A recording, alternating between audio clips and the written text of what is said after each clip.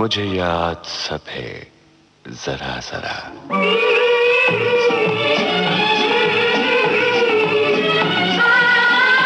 मुझे याद सब है जरा जरा। मुझे याद सब है जरा जरा।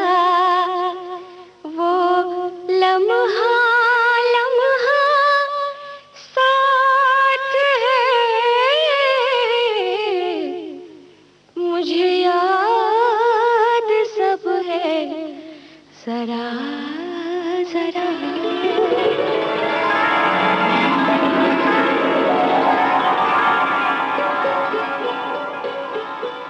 दोस्तों नमस्कार। सुदूर पूर्वोत्तर अंचल में जहां की एक मशहूर अभिनेत्री हैं आज हमारे बीच।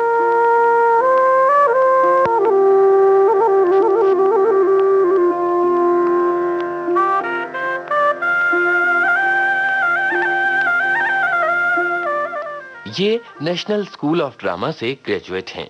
कई मशहूर नाटकों और घुमक्कड़ रंगटोलियों के साथ इन्होंने अपनी अदायगी के जलवे दिखाए हैं। मुंबई आकर इन्हें पहचान मिले शेखर कपूर की अंतर्राष्ट्रीय ख्याति प्राप्त फिल्म बैंडिट क्वीन से। जी हां, आपने बिल्कुल ठीक पहचाना।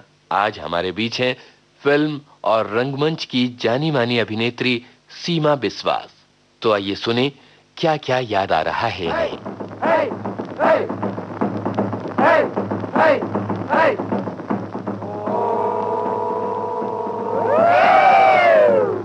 सीमा जी नमस्कार। नमस्कार। श्रोताओं को शायद ये डिफाइन करके बताने की ज़रूरत है कि सीमा बिस्वास ने बहुत सारी फिल्में तो की नहीं अब तक, पर जो भी फिल्म की, उस जो भी किरदार निभाया, हर किरदार के लिए उसे या अवार्ड मिला या अवार्ड के लिए नॉमिनेट हुई है। और हिंदी फिल्म्स ने 100 साल कंप्लीट किए हैं और 100 साल की हिस्ट्री में शायद ये पहली एक्ट्रेस है जिसके हर किरदार ने उसे एक नॉमिनेशन दिलवाया है। सीमा जी, आपकी एक्टिंग में ऐसी कौन सी खासियत है कि हर टाइम आपको या अवार्ड मिलता है या नॉमिनेशन मिलती है? देखिए, खासियत तो मैं नहीं बता पाऊंगी, मेरे डायरेक्टर्स, मेरे ऑडियंस बता पाएंगे, मेरे फैंस बता पाएंगे। मगर ये मुझे खुशी तो ज़रूर होती है, मगर वो उनकी बड़प्पन है कि वो मुझे नॉमिनेशन के लिए सिलेक्ट करते हैं या अवार्ड देते हैं। मैं उस इंतज़ार में नहीं रहती हूँ। और ख़ासियत मैं सच मैं बता नहीं पाऊँगी, मगर मैं जो भी रोल मिलता है मैं दिल से करने की कोशिश करती हूँ। और एट द सेम टाइम जैसे एक फ़िल्म कर लिया, फिर और एक फ़िल्म मेरे सामने है, मैं पिछली फ़िल्म को बिल्कुल भूल जाती हूँ, बिल्कुल याद नहीं रहते किसी चीज़ को, मैं कोई इमेज ही मेरे सामने नहीं रहते। सो मेरे लिए एक जैसे कि और दूसरा बच्चा पैदा हो गया तो उसी को केयर करना है, उसी को देखना है, उस पर ज़्यादा इम्पोर्टेंस देना है। तो इसी तरह से मैं हर एक रोल को करती हूँ कि पास्ट को भूल के आने वाले नए को पूरे दिल से, शिद्दत से उस पर लग जाती हूँ और इसी तरह से दिल से करती हूँ। तो शायद लोगों को अलग लगता है। तो खासियत है कि खामियां है, मुझे नहीं मालूम। सो मगर जो भी मिलता है, छोटा रोल बड़ा रोल, मैं एंजॉय करती हूँ उसको करने में। आप प्रिपेयर कैसे करती हैं? ये मैं आम किस्म से सवाल नहीं पूछ रही हूँ कि लोग प्रिपेयर कैसे करते हैं। कुछ लोग कहते हैं कि हम घर लेके जाते हैं रोल और उस पर गौर करते हैं। कुछ लोग कहते हैं दूसरों का काम स्टडी करके उस पर गौर करते हैं। वो बात मैं नहीं पूछ रही हूँ। जैसे आपने 1084 की माँ में एक माँ का रोल निभाया, आप माँ हैं नहीं, आप कैसे डिसाइड करती हैं कि ये मेरा रिएक्शन इस किस्म का होना चाहिए? क्योंकि हर माँ का रिएक्शन वो होगा ये तो हम कह नहीं सकते, और आपका रिएक्शन आम रिएक्शन नहीं रहा आपके रोल्स में। तो क्या होता है जब किस पॉइंट पर आप डिसाइड करते हैं कि ठीक है, ये अब मैं कैमरा के सामने दिखाऊंगी? कुछ चीज़ें मेरे जहाँ मोमेंट मैं स्क्रिप्ट पढ़ती हूँ या स्क्रिप्ट सुनती हूँ, मेरा एक इमेज, मतलब मेरा इंस्टिंक्ट रिएक्ट करता है इमीडिएटली, एक इमेज बना लेता है। एट द सेम टाइम मैं डायरेक्टर को पूछती हूँ कि आप क्या चाहते हैं, कुछ कहना चाहते हैं इस बारे में, वो कुछ कहते हैं। तो लकीली क्या होता है, दोनों का मैच होता है। मेरे साथ हमेशा हुआ, कभी ऐसा नहीं हुआ कि डायरेक्टर कुछ और कह रहे हैं और मैं कुछ और सोच रही थी। तो दोनों अच्छी तरह से मैच होता है। तो मैं लकी महसूस करती हूँ उस मामले में। मतलब अननोइंगली सब कुछ होता है, मैं प्लान कुछ भी नहीं करती हूँ, एट द सेम टाइम सोचती ज़रूर हूँ।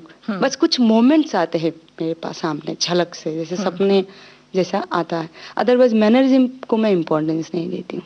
सीमा जी, आपसे बात करने में इतना मजा आ रहा है कि मुझे भूल गया कि ये प्रोग्राम लोग सुन रहे हैं और बीच में हमें कुछ गाने चलाने हैं उनको खुश करने के लिए। मधुमती के आजा रे परदेसी, क्या बात है, ऑल टाइम फेवरेट गाना है, शायद जिसके लिए इनको अवार्ड भी मिला।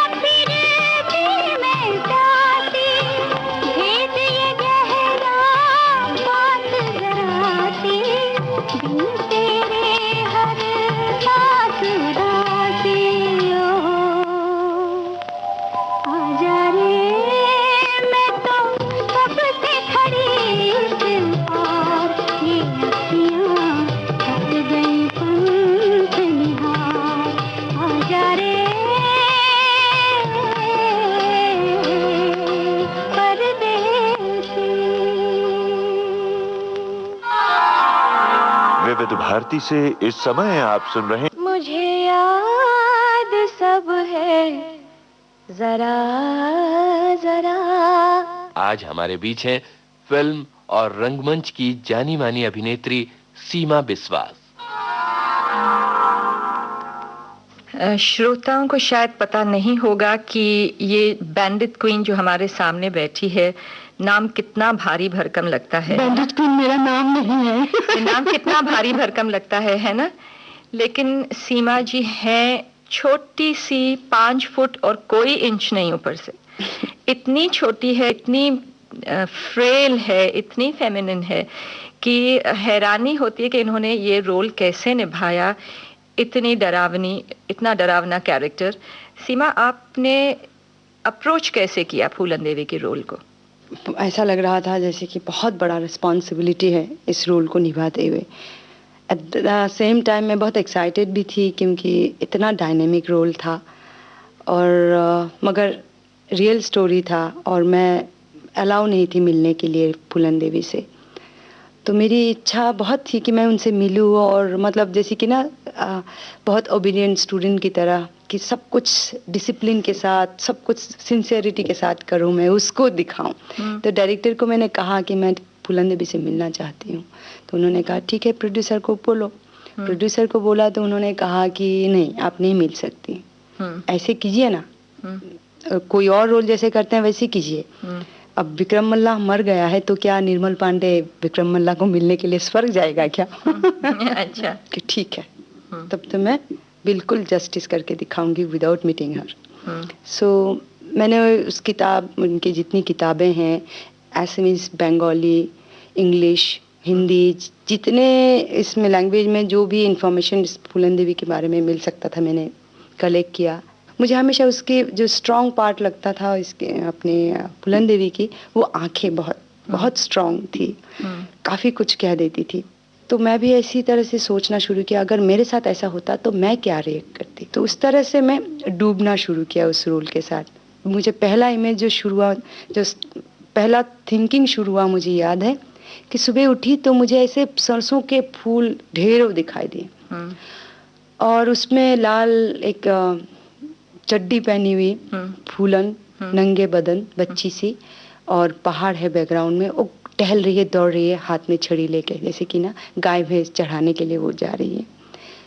मुझे बहुत वो लगा कि यस, दिस इज फूलन। मतलब फूलन मतलब फूल, फूल से सरसों का फूल, येलो कलर जो ब्राइट है, एम्बिशियस कलर है, इस तरह से जहाँ कोई नेगेटिव एलिमेंट ही नहीं है उसके पास, देख के आपको नहीं लगे, बहुत ब्राइट है। तो मैंने शेखर जी को बोला कि फूलन के साथ मुझे ये पहाड़ दिखता है, हमेशा ऊपर जाती है, पहाड़ पे चढ़ती है। तो शेखर जी ने कहा मुझे हमेशा पानी में दिखाई देता है। तो शेखर जी ने दोनों इस्तेमाल किया। मैंने जब अभी मैं बहुत दूर रह के जब फिल्म को याद करती हूँ तो कि शेखर जी ने वो भी इस्तेमाल किया जो सरसों के खेत में पहले मेरा पहला शॉट था बैंडिट क्वीन का। तो उसमें सरसों के खेत के बैकग्राउंड में और छोटी सी एक चोटी पे बैठ के मैं और निर्मल पांडे बात कर रहे हैं, इस तरह से एक शॉट था जिसमें निर्मल पांडे की डेथ हो जाती है, मतलब विक्रम मल्लाह की डेथ हो जाती है। इस तरह से काफ़ी स्ट्रॉन्ग एक इमेज बहुत आया था। जो जब इसको फूलन देवी को गांव में कुएं के किनारे से उसको नंगा घुमाया गया था, तो उससे जो ये स्टोरी सडनली एक दिन मुझे बहुत वो लगा, मतलब मैं डिस्टर्ब हो गई थी और बहुत इमोशनल थी उन दिनों में जब मैं रोल में थी। मैं जब उस रोल में जी रही थी तो शेखर के पास जाके मैंने कहा कि शेखर, मुझे बहुत गिल्टी महसूस हो रहा है आज, पता नहीं ऐसा लग रहा है कि मैं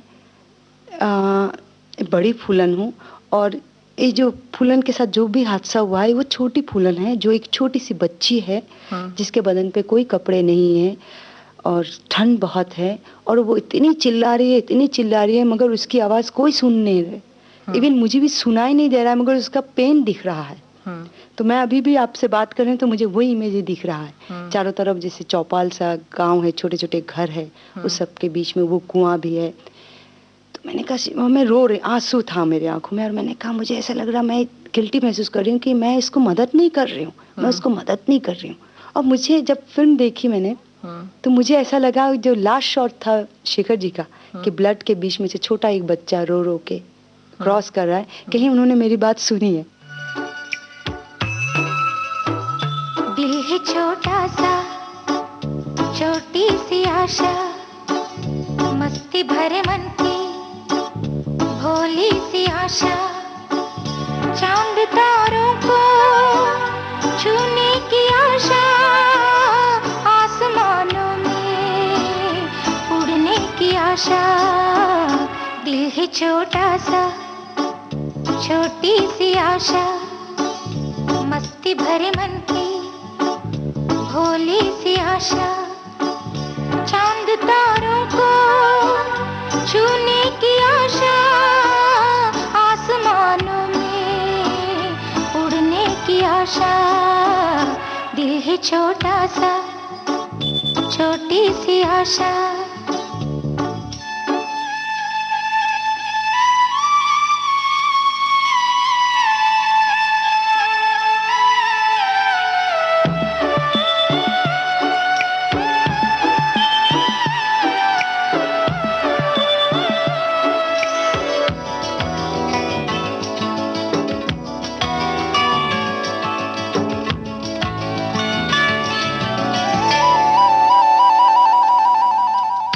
महक जाऊं मैं आज तो ऐसे, फूल बगिया में महके हैं जैसे, बादलों की मैं ओढ़ूं चुनरिया, झूम जाऊं मैं बन के बावरिया, अपनी चोटी में बांध लूं दुनिया। दिल है छोटा सा, छोटी सी आशा, मस्ती भरे मन की भोली सी आशा, चांद तारों को छूने की आशा, आसमानों में उड़ने की आशा। दिल है छोटा सा, छोटी सी आशा, मस्ती भरे मन की भोली सी आशा।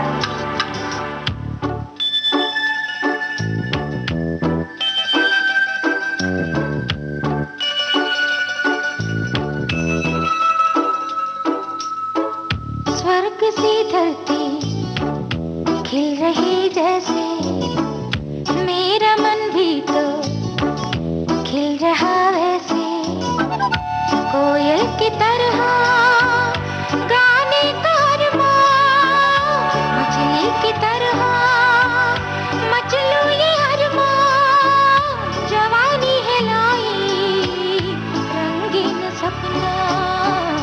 दिल है छोटा सा, छोटी सी आशा, मस्ती भरे मन की भोली सी आशा, चांद तारों को छूने की आशा, आसमानों में उड़ने की आशा। दिल है छोटा सा, छोटी सी आशा, मस्ती भरे मन की भोली सी आशा। विविध भारती से इस समय आप सुन रहे हैं मुझे याद सब है जरा जरा। और आज हमारे साथ हैं जानी मानी अभिनेत्री सीमा बिस्वास। आइए सीमा जी से सुने फिल्म बैंडिट क्वीन से जुड़े संस्मरण। 4 बजे हम रोज उठते थे और शेखर कपूर ने मैसेज भेजा कि सीमा को बुलाओ। तो मैं तैयार होके हम शॉट के लिए जाते हैं, लोकेशन के लिए करीब 20-25 किलोमीटर रोज आगे जाते हैं। तो मैं गई, मैंने देखा शेखर के कमरे में गई तो देखा कि कोने में शेखर जी खड़े हैं और जैसे बहुत डिस्टर्ब है और हाथ दोनों बांध के बोला है कि सीमा तुमने बेनहर देखा, फिल्म बेनहर देखी? मैंने कहा हाँ देखी। तो उसके जो ब्रदर, उसकी जो सिस्टर है लेपर हो जाती है, तो वो जो अपने ब्रदर के लिए क्या एटीट्यूड रखती है ना कि डोंट टच मी, मेरे नज़दीक मत आओ, वो जो ऐसा और वो परफॉर्मेंस वो दिखा रहे थे मुझे, मतलब वो परफॉर्मेंस नहीं, जैसे कि एक फीलिंग्स शेयर कर रहे, एक्सप्रेस कर रहे थे। तो वो चीज़ मुझे कहीं एक मोमेंट में कभी चाहिए होगा, याद रखना।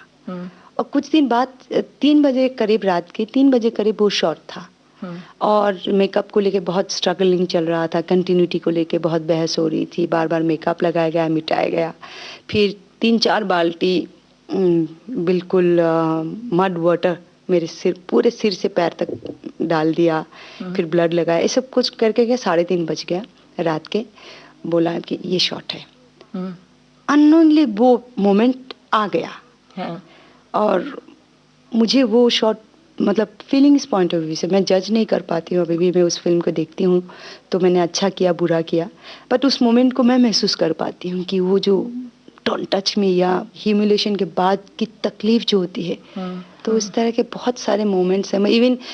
मैं ख़त्म नहीं होता, मुझे बैंडिट क्वीन के बारे में कहती हूँ तो शायद दर्शक अपने श्रोता भी बोर होते रहे होंगे तो मगर कुछ एक बहुत ही as Seema, as an actress, बहुत प्यारे मोमेंट्स मेरे अभी तक रह गया और मरते दम तक रहेगा। जैसे कुछ एक शॉट में एक एक्टर, दिल्ली के एक्टर जो मुझसे काफ़ी जूनियर है, उनका काम था कि वो मुझे चप्पल से खूब मारते हैं, बहुत मारते हैं चौपाल पे। तो वो ठीक से मार नहीं पा रहा था क्योंकि वो मुझे जानता है और सीमा जी कह के बुलाता है। तो शेखर को बहुत गुस्सा आया, उन्होंने क्या क्या चप्पल लिया और खूब मारा मुझे, मार के दिखाया कि ऐसे मारो, ऐसे मारो, ऐसे मारो। फिर लड़के ने मारा, रिहर्सल में एक बार मारा, शेखर ने एक बार मारा मुझे, रिहर्सल में उसने मारा, फिर फाइनली शॉट में फिर से मारा फाइनली।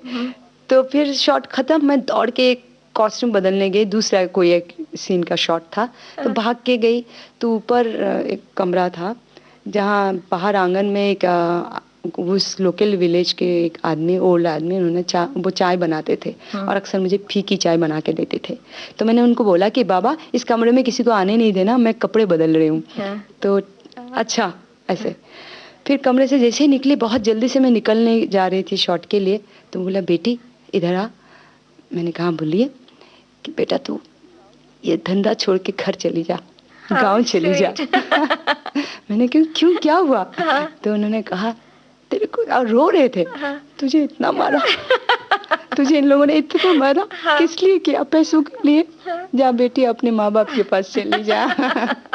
तो मेरे लिए इतना, मतलब ह्यूमन फील, जो एक रिश्ता जैसे मैं कभी नहीं मिलूंगी उस व्यक्ति से, मगर वो रिश्ता जैसे मेरे लिए रह गया है। तो इस तरह के बहुत सारे मोमेंट्स हैं कि मैं कभी नहीं भूलूंगी। जैसे कि ट्रक से एक औरत को अगर दबा के मार के चले जाते हैं एक ट्रक, और वो डेड बॉडी पड़ी रहती है, तो उसका जो मांस पड़े रहते हैं सब कुछ, कोई किसी को मन नहीं होता कि देखें। उसी तरह से मुझे ये जो स्पेशली ये जो न्यूड सीन है, कंप्लीट न्यूड सीन, इससे लोगों को ऐसा नहीं लगे कि लालच हो कि देखें, इससे ऐसा महसूस हो कि नहीं देखना है और नहीं देखा और मत दिखाओ, ये नफरत मुझे पैदा कराना है। तो इसीलिए मेरे लिए इम्पोर्टेंट है और मैंने एग्री किया कि हाँ इम्पोर्टेंट है, इसीलिए नहीं कि कमर्शियली इसको बिकना है इस फिल्म को।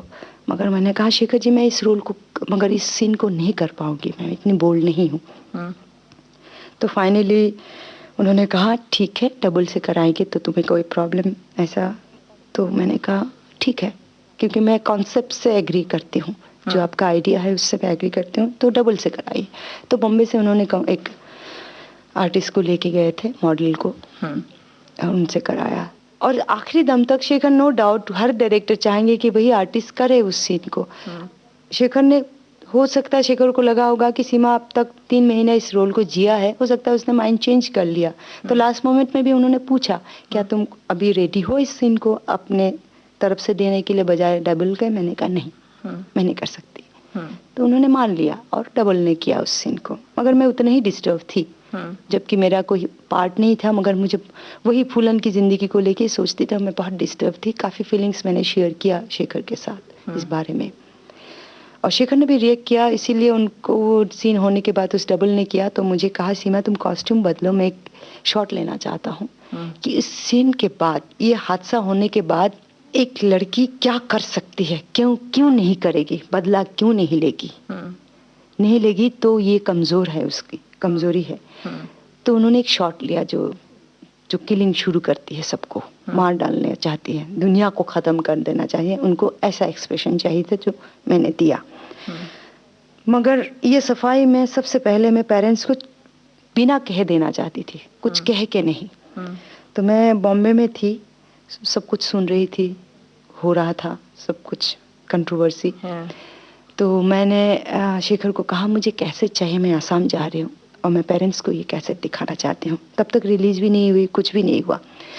तो उन्होंने दिया मुझे कैसेट, मैं घर गई और पेरेंट्स को दिया, और घर वाले ने भी, मैंने कहा बाहर के किसी को मत बुलाओ, मेरी सिस्टर सब शादी हुई हैं, वो लोग भी गुवाहाटी से आए हैं, हम सब दरवाज़ा खिड़की बंद करके चुपके से वो फिल्म देखी। और मैं अपना काम कभी नहीं दे सकती, बैंडिट क्वीन ही नहीं, हर फिल्म को मैं जब देखती हूँ मुझे बहुत तकलीफ होती है, इन द सेंस मैं इतना ख़राब काम करती हूँ, ऐसी तकलीफ, इसीलिए मैं फिल्म अपना काम देखती नहीं हूँ।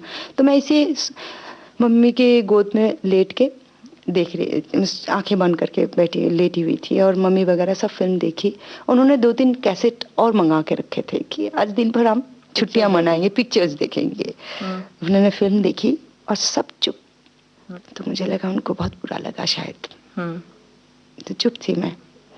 तो उस साइलेंस को तोड़ के मेरे पापा ने मुझे कहा था कि कुछ भी कहो मीरा, ये परफॉर्मेंस, इस तरह का परफॉर्मेंस तो हमारी बेटी के अलावा कोई नहीं दे सकती। तो मेरे लिए बस ये, मेरे लिए रियली, मुझे अगर ऑस्कर भी मिल जाता ना, वो मेरे लिए कम होता, जो मेरे पापा का कमेंट्स था, जो मेरे पापा के अलावा एक ऑडियंस का रिएक्शन, जो मेरे लिए बहुत मायने रखता है, बहुत ज़्यादा मायने रखता है, क्योंकि आज मैं जिस वजह से हूँ, मेरे पेरेंट्स की वजह से। सीमा, आपने इसके बाद की खामोशी, जो बिल्कुल ही डिफरेंट रोल था, आप डेफ एंड डम प्ले करती हैं जी। बैंडिट क्वीन की हीरोइन को ये कंपैरिजन में काफ़ी छोटा रोल था, पर मुश्किल रोल था। आपने इसको कैसे निभाया, कौन सी प्रेपरेशन की इसके लिए? जैसे क्योंकि देखिए मैं बेसिकली स्टेज एक्ट्रेस हूँ, और मेरे लिए बहुत ही हमेशा, क्योंकि मेरे घर का बैकग्राउंड भी ऐसे स्टेज से मैंने देखा। मेरी माँ को मैं 2.5 साल जब थी, जबकि इतनी छोटी थी, मुझे एक मोमेंट याद है, मम्मी मुझे छोड़ के मुझे सुला के शो करने चली गई थी, और मैं एक खंबा पकड़ के बहुत देर तक रोई थी। मम्मी जाते हुए मैंने जीप देख लिया था, मम्मी को लगा मैं सो गई थी। फिर जिद किया तो मेरे मामा मुझे ले गए, और मैंने देखा स्टेज पे मम्मी बहुत फेमस थी ट्रेजिक रोल के लिए। मम्मी बहुत रो रही है, मैं भी बहुत रो रही थी, मगर इतनी छोटी थी मुझे कुछ, मगर वो मोमेंट मुझे अभी तक, आज तक याद है। तब से मुझे एक अंदर से परफॉर्मर का वो इच्छा थी, मगर क्या वो परफॉर्मर, डांसर की, एक्टर मुझे नहीं मालूम था, मगर आर्टिस्ट, इस तरह के परफॉर्मिंग आर्ट में जाने की इच्छा थी। फिर मैं जैसे एनएसजी ज्वाइन किया और तरह तरह के रोल्स किए, जिसमें कोई इमेज, कोई मायने नहीं रखता है, और मैं हर एक रोल को विश्वास के साथ और सिंसियरिटी के साथ मैंने निभाने की कोशिश की। एंजॉय बहुत किया, लोगों ने भी बहुत पसंद किया। जब फिल्म मीडिया में आई तो मेरा वही तलाश रही, वही मेरा मतलब नज़रिया हमेशा रही कि मैं तरह तरह के रोल्स करूँगी, एक टाइप के रोल नहीं करूँगी। द मोमेंट बैंडिट क्वीन ख़त्म हो गई, उसके रशेस शायद यहाँ पे बॉम्बे में दिखाया जा रहा था, उन दिनों एडिटिंग चल रही थी क्या, संजय बंसाली को उन्होंने देखा ये रफ कट। देखने के बाद उन्होंने कहा इस एक्ट्रेस से मुझे मिलना है, मैं इनको कास्ट करना चाहती हूँ, और मुझे मैसेज मिला। तो मैं बॉम्बे आई थी उन दिनों, तो कांटेक्ट हुई, बात हुई, स्क्रिप्ट पढ़ा मैंने, और स्क्रिप्ट पढ़ने के बाद मेरे अंदर वही एक्साइटमेंट था। मुझे नहीं मालूम था कि एक फिल्म में मैंने लीड रोल किया, एक हीरोइन का रोल किया, और नेक्स्ट फिल्म में मैं एक हीरोइन की माँ का रोल कर रही हूँ। मेरे लिए कोई मायने नहीं रखता था, मतलब मेरे जो सीनियर्स, बड़े बड़े इंडस्ट्री के लोग, उन्होंने भी मुझे मना किया था कि नहीं करना इस रोल को। मगर मुझे समझ में नहीं आता था, क्योंकि मुझे इंडस्ट्री का कुछ भी रूल्स एंड रेगुलेशन, स्लॉट, ये वो कुछ भी समझ में नहीं आता था। तो मुझे समझ, ये लोग क्यों मना कर रहे हैं, इतना इंटरेस्टिंग रोल जो डेफ एंड डम है, और नाना पाटेकर जैसे इतना अच्छा एक्टर है, उनके साथ काम करने को मौका मिलेगा, मैं करूँगी इस रोल को। इसमें तो सीखने के लिए ये था कि डेफ एंड डम जो, सॉरी हमको डेफ एंड डम नहीं कहना चाहिए, डेफ कहना चाहिए। तो वो साइन लैंग्वेज सीखना था। तो हम नाना पाटेकर जी के घर पे संगीता नाम की एक लड़की जो बोल नहीं सकती, सुन नहीं सकती, वो हमें साइन लैंग्वेज सिखाने आती थी। मैं, मनीषा और नाना, हम तीनों सीखते थे। मैं खामोशी के सब कुछ एंजॉय कर रही थी। तो मुझे याद है, और एक मोहम्मदन लड़का था, मैं नाम भूल गई, वो उसके साथ, वो डेफ थे वो, और हम 8-8 घंटे बात करते थे उसके साथ। मेरे घर पे आया करता था और 8 घंटे, 9 घंटे, 10 घंटे में बात करती थी उसके साथ साइन लैंग्वेज में। अच्छा। तो बहुत, इवन काफ़ी बार इतना इंटरेस्टिंग था, एट द सेम टाइम मुझे बहुत तकलीफ भी होती थी कि वो मुझे फ़ोन करता था और वो बोल नहीं सकता था, और सिर्फ इससे मैं समझ जाती थी उसने फोन किया मुझे, और मैं कुछ कहूँ उसको सुनाई नहीं देता। अच्छा, बस वो फोन इसीलिए करता है कि सीमा मैंने तुमको याद किया, हेलो कैसी हो, ये बताना चाहता है। मगर मैं भी बोलना चाहती हूँ, मगर मैं कुछ नहीं बोल सकती, कुछ भी बोलूँ उसको सुनाई नहीं देगा। तो उस हिसाब से मैं एंजॉय से ज्यादा तकलीफ होती थी। तो मैं कुछ कम्युनिकेशन है नहीं, क्योंकि वो लोग आंखों से कम्युनिकेट करते हैं, कान से नहीं करते। तो वो भी एक अलग तरह का ह्यूमन एक्सपीरियंस रहा मेरे लिए। सीमा जी, इस समय हम एक और गाना सुनाएंगे, आपकी फिल्म खामोशी में से सुनाए? जी, कौन मुझे सा? बहुत, आज मैं ऊपर। बहुत अजीब बात है, मैं आज ही सोच रही थी सुबह को कि ये गाना लिखा है मजरू सुल्तानपुरी ने। मजरू सुल्तानपुरी ऑलमोस्ट 80 बरस के थे, अब गुजर गए, और इस उम्र में उन्होंने ये गाना लिखा, आज मैं ऊपर आसमां नीचे, और बीच में है टेल मी ओ खुदा अब मैं क्या करूं। उन्होंने इतने माहिरी से एक छोटी लड़की के दिमाग में गए हैं, अंदर दिल में गए हैं, और आजकल की लैंग्वेज यूज करके, हिंदी अंग्रेजी मिक्स करके उन्होंने लिरिक्स लिखे हैं जो आजकल के बहुत पॉपुलर अवार्ड विनिंग लिरिसिस्ट सोच भी नहीं सकते हैं। ये गाना सुन के मैं हमेशा कहती हूँ हैट्स ऑफ टू मजरू साहब। आज मैं ऊपर आसमां नीचे, आज मैं आगे जमाना है पीछे, आज मैं ऊपर आसमां नीचे, आज मैं आगे जमाना है पीछे। Tell me, ओ खुदा अब मैं क्या करूं, चलो सीधी की उल्टी चलो, आज मैं ऊपर आसमां नीचे,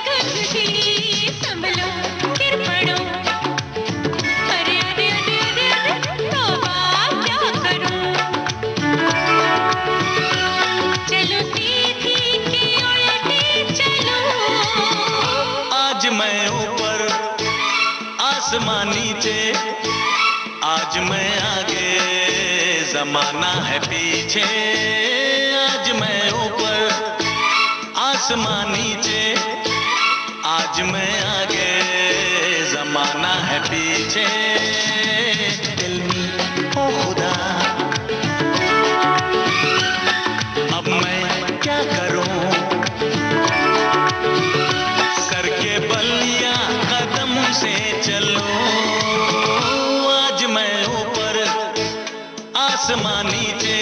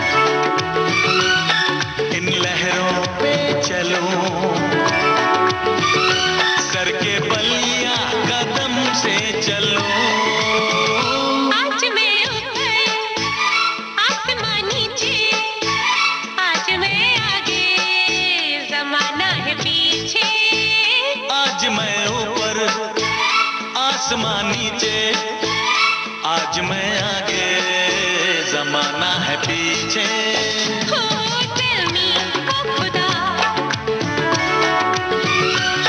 अब मैं क्या करूं,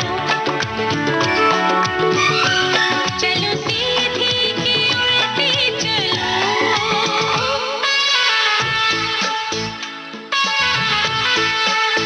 ला ला ला ला ला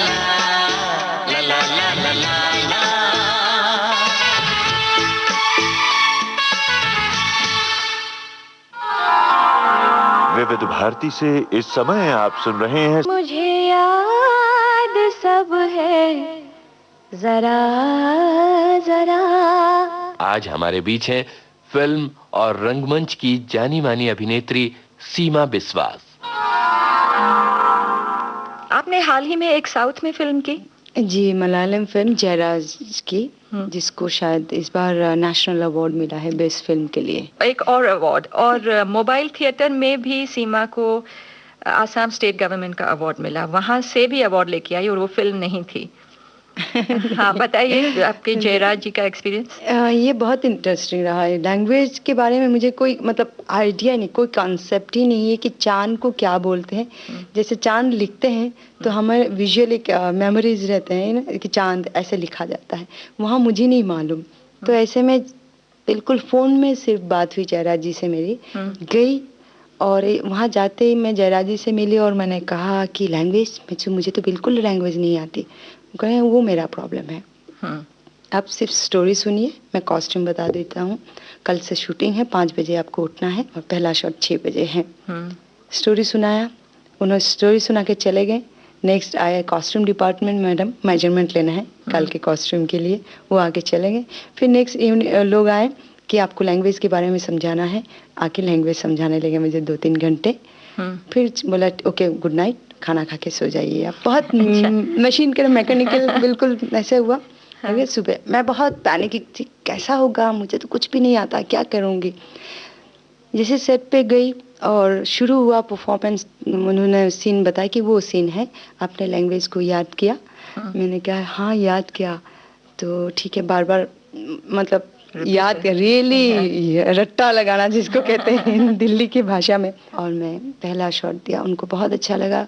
जरा जी कूल, जैसा लगता है वो फिल्म बना रहे हैं कि डॉक्यूमेंट्री बना रहे हैं, समझ भी नहीं आता, ऐसा लगता था। और 1.5 महीने बाद मेरे पास फ़ोन आया कि 10 दिन बाद हमारा प्रीमियर है त्रिवेंद्रम में, हम चाहते हैं आप आएँ, प्रेस कॉन्फ्रेंस है, ये है, आप आ सकती हैं, डेट फ्री है। मैंने कहा आ सकती हूँ। फिर गई, फिल्म देखी, विश्वास नहीं हो रहा था कि मतलब अक्टूबर एंड में मैंने शूट किया और ये अपने मई में के अप्रैल में शायद अनाउंस हुआ कि इनको नेशनल अवार्ड मिला, जो मेरा क्रेडिट बिल्कुल नहीं था। मैंने कोई ग्रेट काम नहीं किया, ग्रेट काम जयराज जी ने किया है और उनको नेशनल अवार्ड मिला। तो अभी फिर से मैं उनकी फिल्म दूसरी कर रही हूँ जिसका टाइटल अभी डिसाइडेड नहीं है, हिंदी में कर रहे हैं। अच्छा। जिसमें मनोज वाजपेयी है, मैं हूँ और बाकी स्टोरी अभी उन्होंने मना किया रिवील करने के लिए। तो बस मैं ब्लाइंडली उनके साथ काम करना हमेशा चाहूंगी। उनका तो बहुत नाम है साउथ में। और आप शायद राम गोपाल वर्मा के साथ भी कोई फिल्म कर रही हैं? जी हाँ, उनकी कंपनी में काम कर रही हूँ जिसमें फिर से साउथ का एक्टर है मोहनलाल। जी हाँ, वहाँ का लेजेंड माना जाता है। बिल्कुल। Are you looking forward to it? बिल्कुल, क्योंकि वहाँ पे भी जब मैं जयराज जी के साथ काम कर रही थी तो मुझे इतना अच्छा लगा मोहनलाल जी का एक जेस्चर कि वहाँ का एक एक्ट्रेस वो हमारे साथ काम कर रही थी जो ऊटी में मोहनलाल जी के साथ काम कर रही थी। तो जब वो वापस आई तो मुझे कहा कि मोहनलाल जी ने आपको हेलो कहा। अच्छा। आपको बहुत मानते हैं। तो मुझे इतना अच्छा लगा था और रियली अच्छा फीलिंग्स हुआ। मुझे कोई ग्रेट जिसको मैं पसंद करती हूँ वो थोड़ा सा मुझे हेलो भी कह दे, मुझे एनफ लगता है। मतलब ज्यादा नहीं चाहिए मुझे, इससे ज्यादा। सीमा, आप हमें आसाम की कुछ ट्रेडिशनल बातें बताइए। हम आसाम के बारे में बहुत कम जानते हैं। आपने एक बार मुझे एक जोक सुनाया था, हेमा जी ने कहा था, हमारे श्रोताओं को वो बताइए। क्या हुआ, आसाम की कॉस्ट्यूम्स हैं जिसको मेखला चादर कहा जाता है, बहुत ही खूबसूरत कलरफुल कॉस्ट्यूम है जहाँ छोटे छोटे प्यारे प्यारे फ्लावर्स बनाया जाता है, बहुत ही खूबसूरत।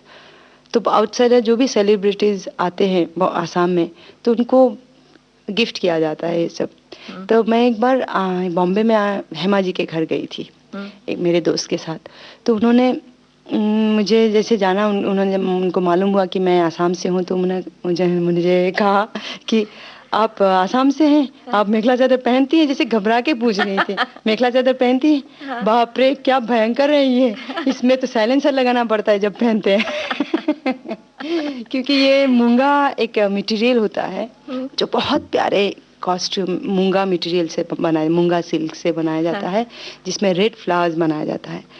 और वो स्पेशली जब बिहू संक्रांति होता है बैसाखी टाइम पे, अप्रैल 14 से 7 दिन का फेस्टिवल होता है बिहू, जहाँ ये बिहू डांस करते हैं डांसर, उसमें पहनते हैं लोग स्पेशली। सीमा जी, हमने आसाम नहीं देखा, आप ले चलिए।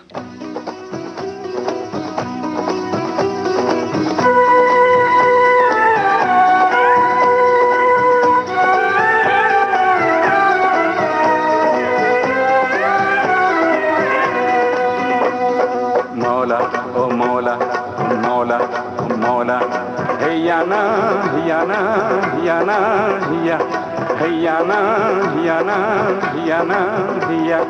जिंदगी की आग में काहे को जलाते हो, कागजी शरीर का चोला चोला।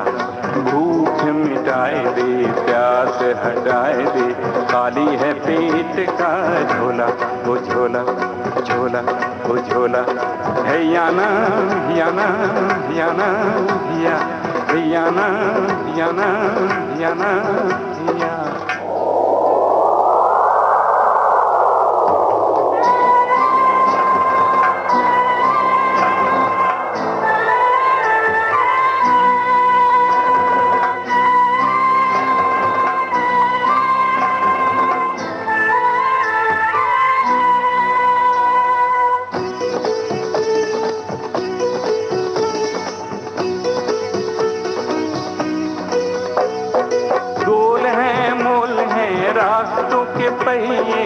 गिरे ना शरीर का डोला हो डोला, गोल है मोल है रास्तों के पहिए, गिरे ना शरीर का डोला।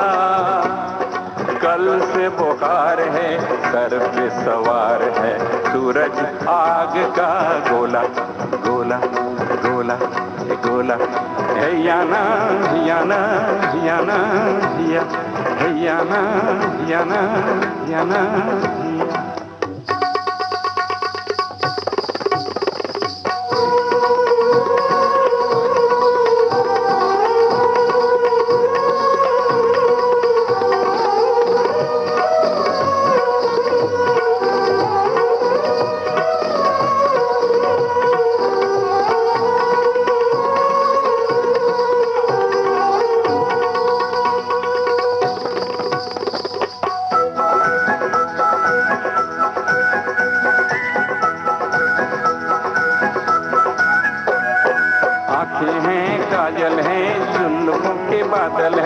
लगते हैं दिन रात भाव भाव। बाजार जिस्मों की कितने किस्मों की, आओ खरीदारों आओ। भूखिए फसलें आदमी की नस्लें, मौला ओ मौला ओ मौला। जिंदगी की आग से मुक्ति दिलाए दे, मांगी भिखारियों का टोला, भूखे भिखारियों का टोला, मांगे भिखारियों का टोला टोला। जिंदगी की आग में काहे को जलाते हो, कागजी शरीर का चोला ओ चोला।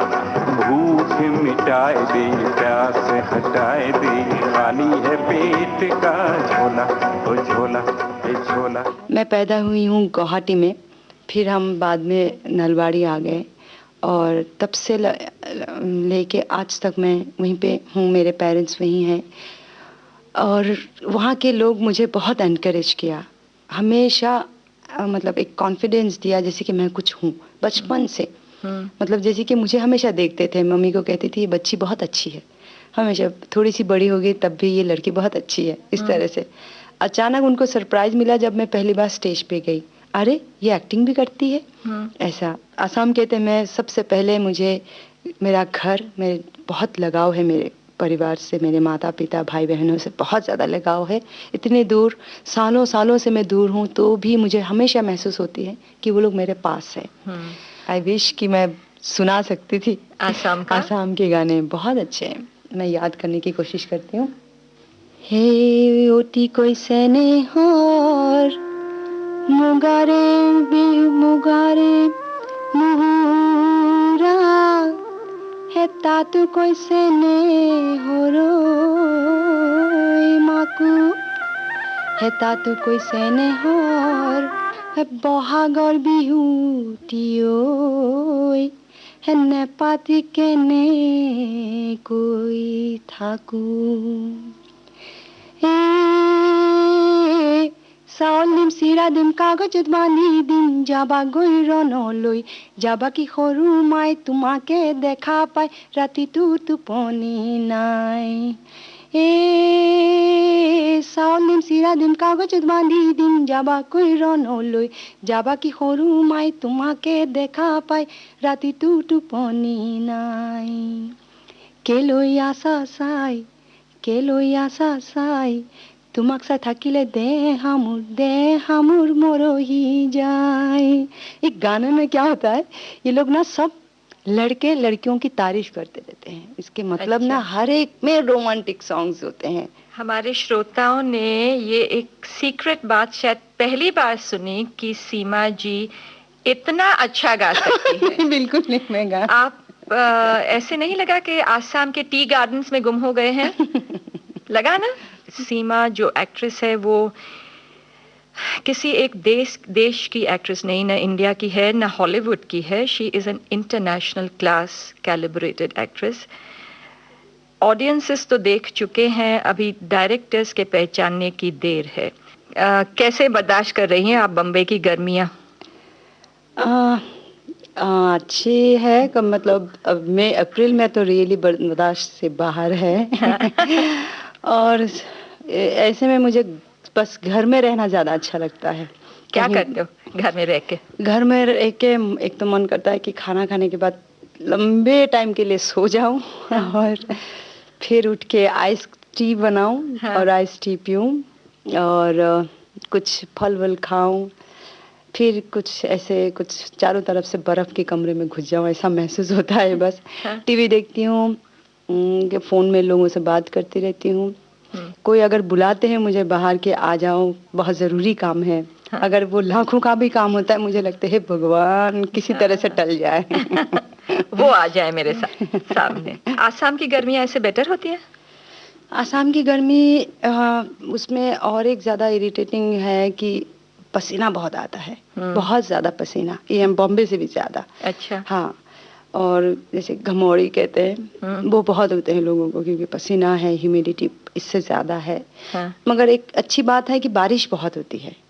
हर 7 दिन बाद फिर से नॉन स्टॉप 9-10 दिन के लिए बारिश होती है, फिर 3-4 दिन मैक्सिमम गर्मी है और बारिश हो जाती है। हाँ। तो पूरे साल भर में इनफैक्ट करीब 7 महीने शायद ऐसे बारिश रहती है, तो एक खासियत इसीलिए होती है। बीच में ठंडक हो जाती है। ठंडक हो जाती है, बिल्कुल। बम्बई तो हमारा कोई लिहाज नहीं करता कि बीच में बारिश दे दे।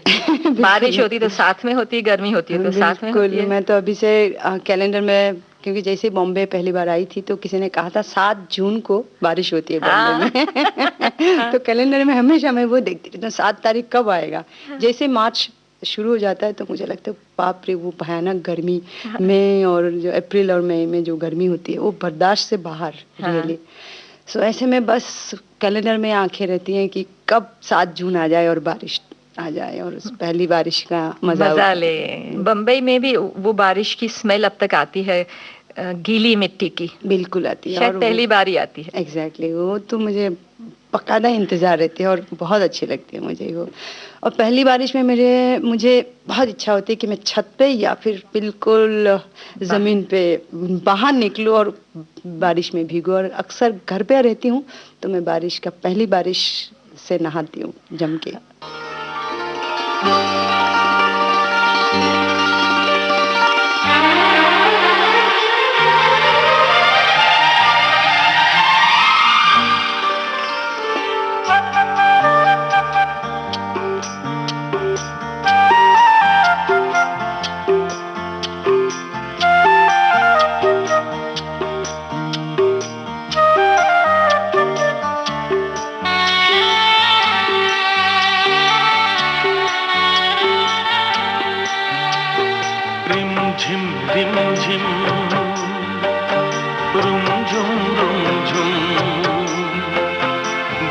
भीगी रुत में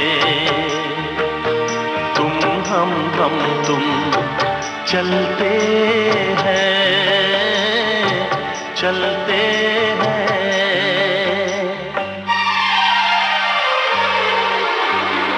बजता है जल तरंग टीम की छत पे जब मोतियों जैसा जल बरसे। बूंदों की ये झड़ी लाई है वो घड़ी जिसके लिए हम तरसे।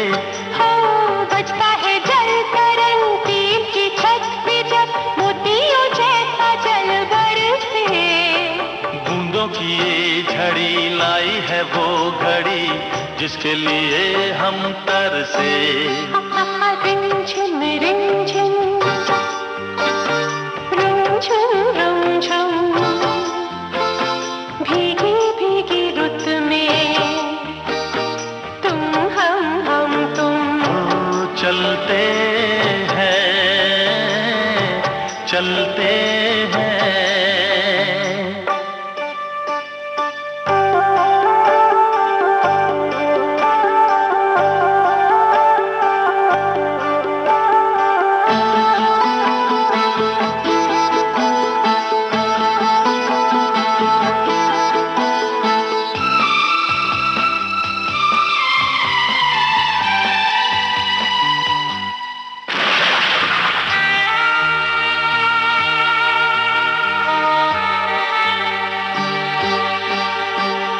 बादल की चादरें ओढ़े है वादियां सारी दिशाएं सोई है। सपनों के गाँव में भीगी सी छाँव में दो आत्माएं खोई है। ओ बादल की चादरें ओढ़े है वादियां सारी दिशाएं सोई है। सपनों के गाँव में भीगी सी छाँव में दो आत्माएं खोई है। रिमझिम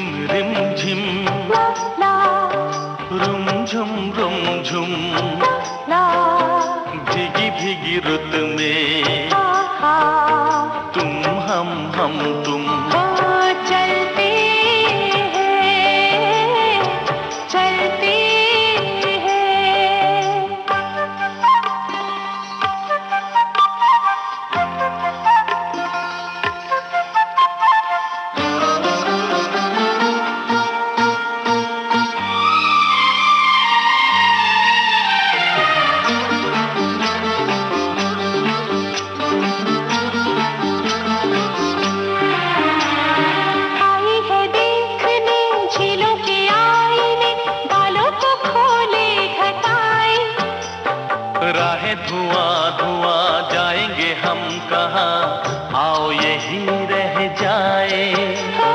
आई है देश में झीलों के आईने, बालों को खोले घटाए।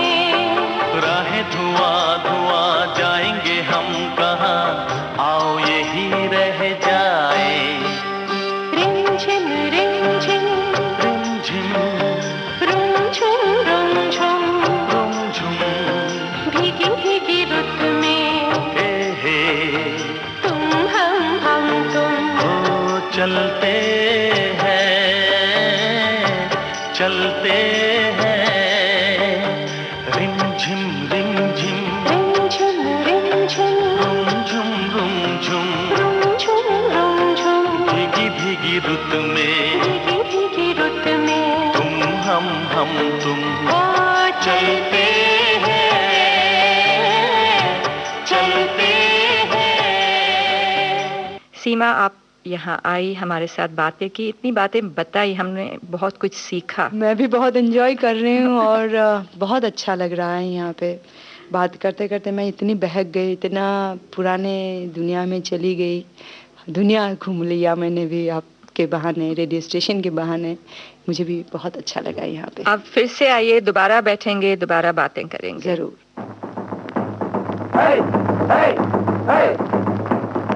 दोस्तों, फिल्म और रंगमंच की जानी मानी अभिनेत्री सीमा बिस्वास ने खोले यादों के दरीचे और वो हमें ले गईं सुदूर पूर्वोत्तर यानी असम की वादियों में। सीमा बिस्वास से मुखातिब थीं लता खूबचंदानी।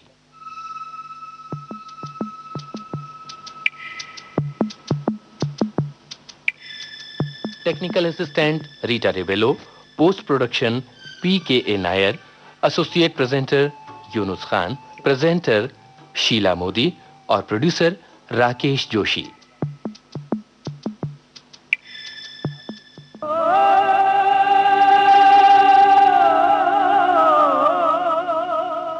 मुझे याद सब है जरा जरा।